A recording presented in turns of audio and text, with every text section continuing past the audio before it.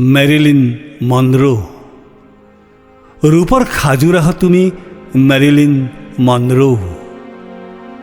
তোমাৰ এটা হাঁহি, এটা ভংগিমা আৰু তপত ওঠেৰে নিগৰিত এটা চুমা অথবা একাজলি সংলাপৰ বাবে উদ্বাউল অধীৰ এই বিশ্ব। তোমাৰ আবেদনময় শৰীৰ আৰু ৰূপোৱালী চুলি আৰু শুকুলা হাঁহিটোৱে কোটি কোটি খাইছিল হেজাৰজনৰ বুকুৰ ভূগোল।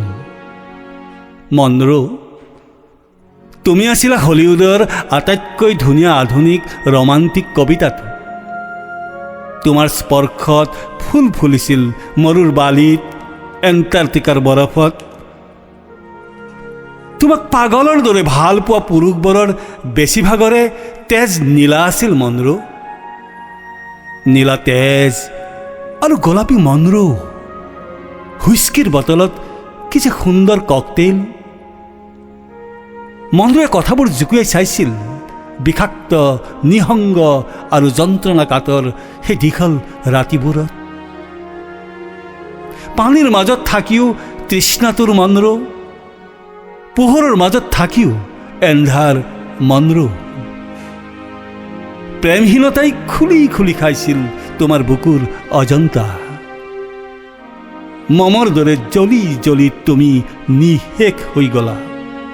মাত্ৰ ৩৬টা বসন্ততে স্তব্ধ হৈ গ'ল তোমাৰ যৌৱনৰ অশ্বমেধ।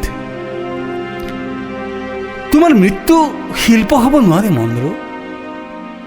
হ'ব পাৰে তোমাৰ মৃত্যু সপোনৰ সমাধি, প্ৰেমৰ অপ্ৰাপ্তি অথবা হয়তো কাৰোবাৰ বিশ্বাসঘাতকতা। বৰ ৰহস্যৰে আবৃত তোমাৰ মৃত্যু। হত্যা, আত্মহত্যা নে প্ৰাকৃতিক? কি আছিল তোমাৰ মৃত্যুৰ আচল উষ?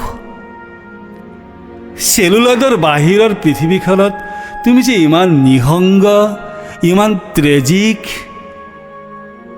সেই দুখৰ ৰাতিৰ মনৰো চকু পানী আৰু হুমুনিয়াৰে তুমি লিখি থৈ গলা পৃথিৱীৰ বক্ষত প্ৰেমৰ কৰুণ আধা লিখা দস্তাবেজ।